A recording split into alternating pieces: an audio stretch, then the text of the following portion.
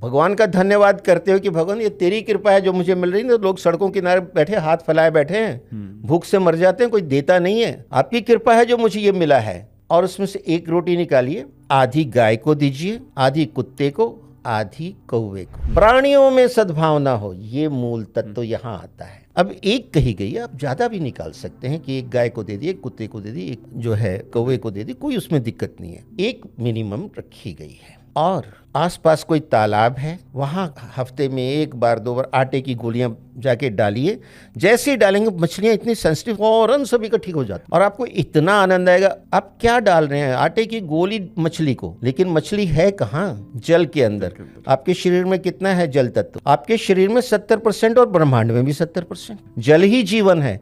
आप उनके साथ कनेक्ट हो गए। और ये भचक्र की अंतिम राशि मीन है। आप कहाँ कनेक्ट हो रहे हैं आपको समझ ही नहीं। आप कह रहे मैं तो दाना डाल रहा हूँ मछलियों को, इससे क्या हो जाएगा? आपका त्रिनेत्र खुलेगा जब आपको पता लगेगा कि क्या हो जाएगा। और ये सब मैनिफेस्टेशन के तरीके हैं। अब आप पक्षियों को दाना डालिए। अब आप जो जल तत्व से तो कनेक्ट हो गए मछली को, आपने पक्षियों को दाना डाला। पक्षी कहाँ जाते हैं? दाना खा के कहाँ उड़ते हैं? आकाश की तरफ। आकाश तत्व से कनेक्ट हो गए। पंच महाभूत तत्व क्या है? जल, वायु, अग्नि, धरती और आकाश।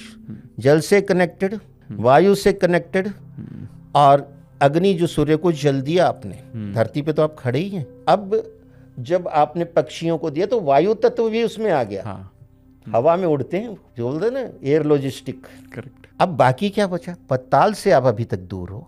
पाताल में भी जीवन है, राजा बलि का राज है वहां। और पाताल में कौन रहता है? सर्प, चूहे, कीड़े मकोड़े। उनसे कनेक्ट होना है।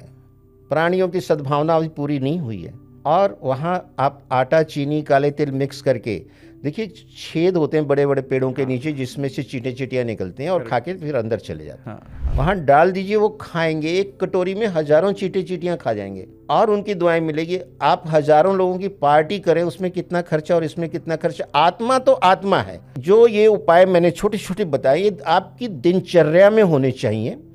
आप कीजिए और मुझे बताइए कि रिटर्न ऑन इन्वेस्टमेंट आपको कितनी आ रही है। आपको 3 महीने में फीलिंग आ जाएगी। मैनिफेस्ट करते जाइए हर एक के साथ, आपको वो मिलेगा। आप अपने कर्म तो करो, दृढ़ निश्चय रखो। अगर नहीं भी मिल रहा है तो हिम्मत नहीं हारनी है, क्योंकि जीवन अनंत है। जब आत्मा अजर और अमर है, पुनर्जन्म होता है, तो जीवन अनंत नहीं है। क्या हमारी छोटी सोच है? हम 10 साल में मर जाएंगे, 20 साल में मर जाएंगे, फिर क्या होगा? कुछ नहीं होगा। सृष्टि भी ऐसे चलेगी और ज्यादा अच्छी चलेगी, और हो सकता है तुम्हें और अच्छा जन्म मिले। कर्म तो करो।